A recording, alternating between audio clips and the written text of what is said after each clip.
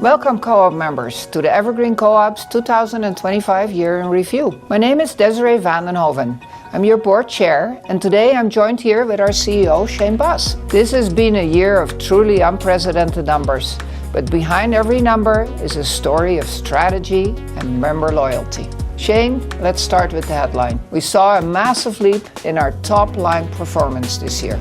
Just how significant was it? Thanks, Des. Today, we're not just looking at a spreadsheet. We're celebrating the strength of the communities we serve. In a retail world that is constantly shifting, our cooperative has done more than just adapt. It has reached new heights that we once thought were impossible. I'm thrilled to announce that this has been a record-breaking year for your co-op. For the first time in our history, we've achieved total sales of $132.2 million. Wow.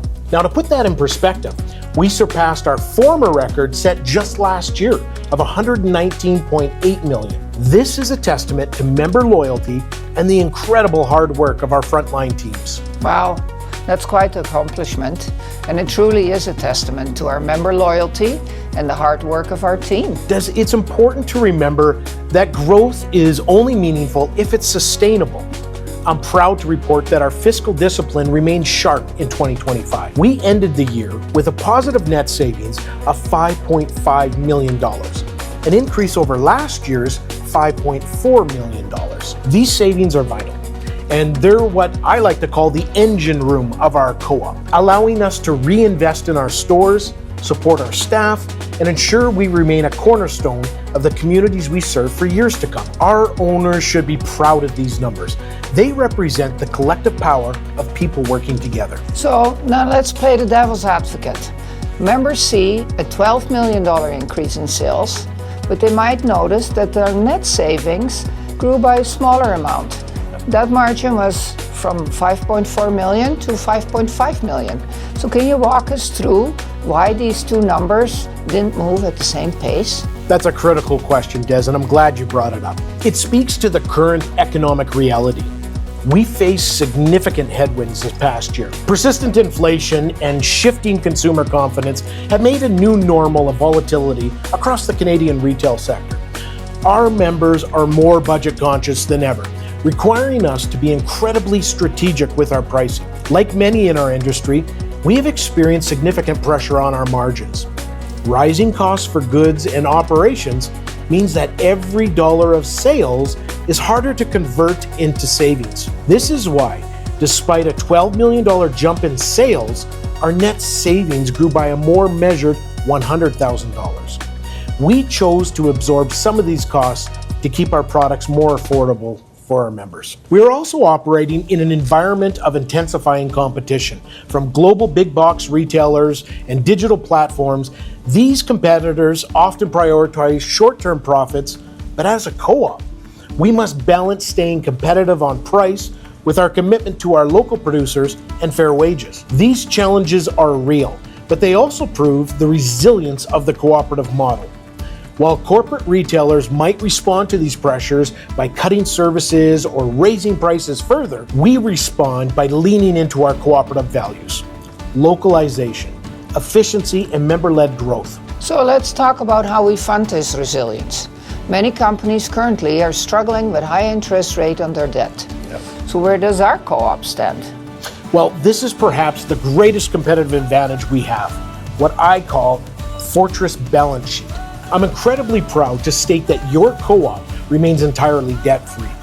We don't answer to banks and we don't pay interest to outside lenders. Every dollar that we generate stays within our cooperative ecosystem. This debt-free status is even more remarkable when you consider our growth. Over the past 7 years, we have reinvested well over $20 million into fixed asset additions and store improvements. We have modernized our facilities and expanded our reach entirely through our own generated capital, not through loans, Des. Underlying this is a consistently positive cash flow position.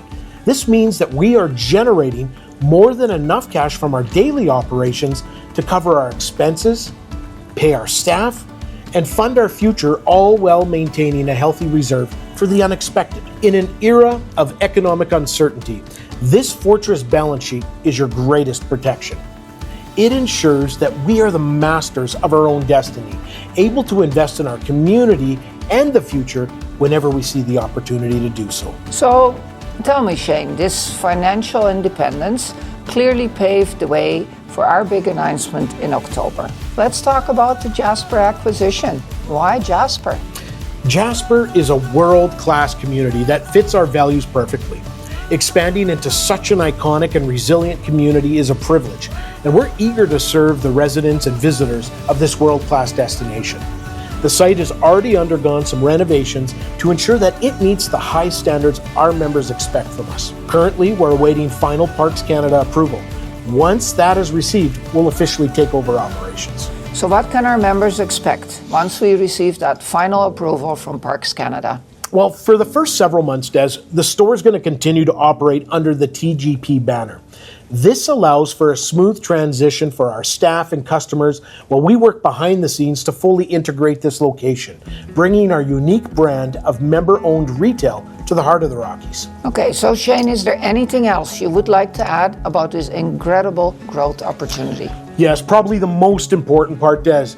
Beyond the building and the brand, the true heart of any store is its people. We know that the Jasper location comes with an exceptionally strong and talented team. Their expertise and commitment to their community are already evident, and we are incredibly excited to work alongside them. We look forward to officially welcoming this amazing team into the Evergreen Co-op family very soon and supporting them as we both grow together. Wow, this is a high level of our strategy. But let's bring it down to the individual level. What does all of this, the record sales, the debt-free status, and the growth actually mean for the members watching? Well, it means that our success is quite literally their success.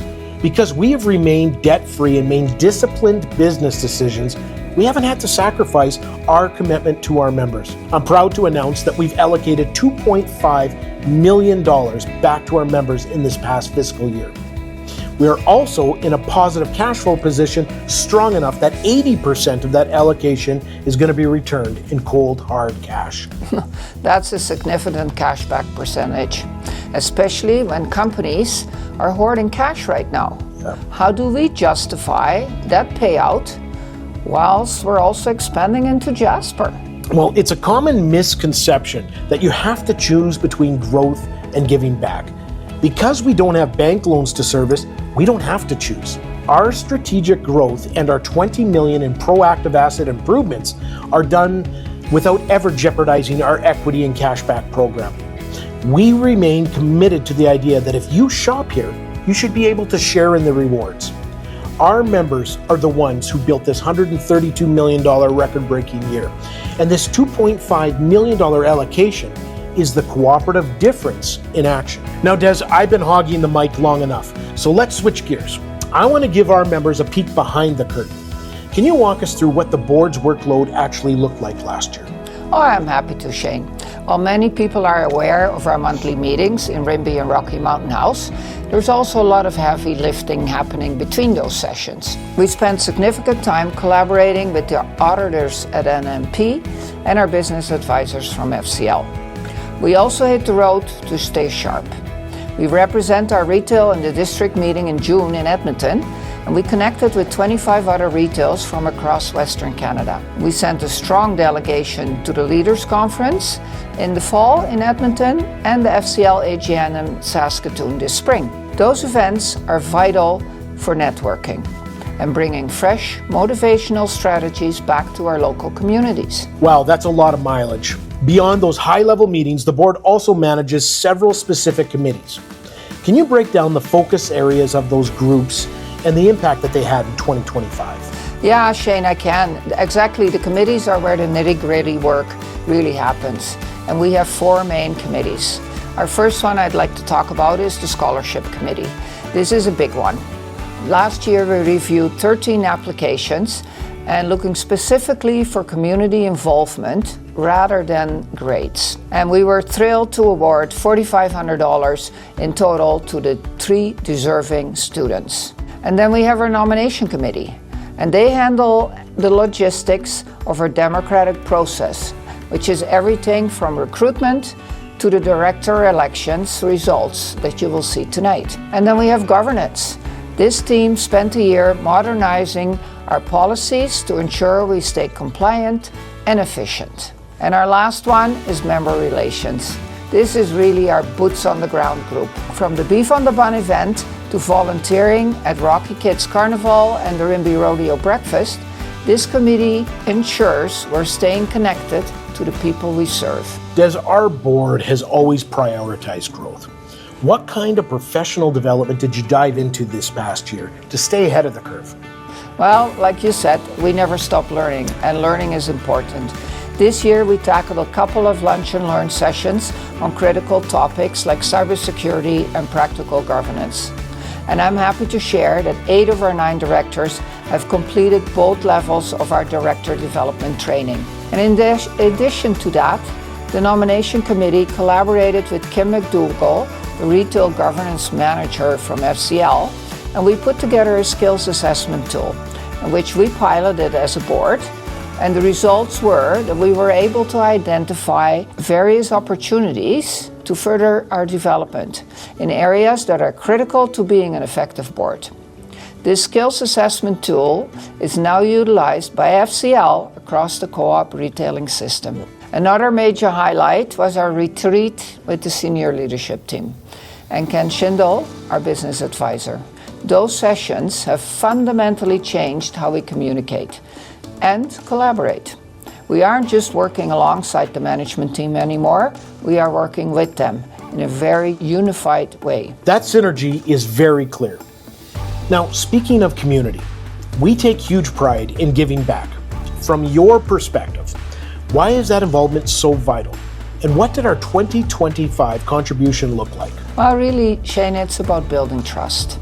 When we show up at local events or support local officials, we're breaking down barriers and are fostering unity. And in 2025, our community investment program reached a massive $1.219 million, and we supported over 1,200 employee volunteer hours. This also includes roughly $964,000 for food security, and we used food bank and loop donations for that. $14,000 for our barbecue fundraising programs, and $214,000 in local sponsorships, and a $27,000 commitment to a playground sponsorship.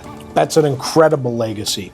Even with the current economic uncertainty, the strategic choices that we've made, eliminating debt, updating our facilities, and protecting our members' equity means that we're entering 2026 from a position of strength. We fortified our cash flow and invested in our people, and that's all going to pay dividends for every single member. Well, it's clear the Evergreen Co-op is in a position of strength as we look towards the future. But Shane, as we celebrate where we're going, we also must honor the foundation that got us here. This year truly marks a historic moment for our board. After more than 30 years of unwavering service, one of our most dedicated directors is stepping down. That's right, Des. When we talk about the cooperative difference, we're really talking about people like Sandra Vaver. To serve for over a quarter of a century is a feat in itself, but Sandra's done it all. She served as our president, vice president, secretary, and even our historian. It's a rare find to find someone who's literally worn every hat at the leadership level. As a president and a VP, she navigated us through seasons of change. As a secretary, she ensured our integrity was beyond reproach. And as an historian, she was the keeper of our stories, ensuring we never forgot our roots as we grew into a $132 million organization we are today. Sandra, your fingerprints are on every success that we celebrated here tonight. From our record-breaking year in sales to the fortress balance sheet we stand on today, your leadership has been a constant North Star for this co-op. On behalf of the board, the staff, and our thousands of member owners, we want to say thank you. You haven't just served a business. You've built a legacy that will benefit this community for another 30 years and beyond. We wish you the very best in your next chapter, knowing you'll always be a part of the Evergreen Co-op family. As we wrap up our 2025 review, I want to share my deep gratitude for my fellow directors. Your collaboration has turned this board into a truly united team. To our management and frontline staff, you are the heartbeat of our operations, and your hard work makes these record numbers possible. To our members, Evergreen Co-op exists because of you. And thank you for the powerful choice to shop at a business you actually own. And Shane, thank you for guiding us with such vision. Thank you. I couldn't be more excited about the future we're going to create together.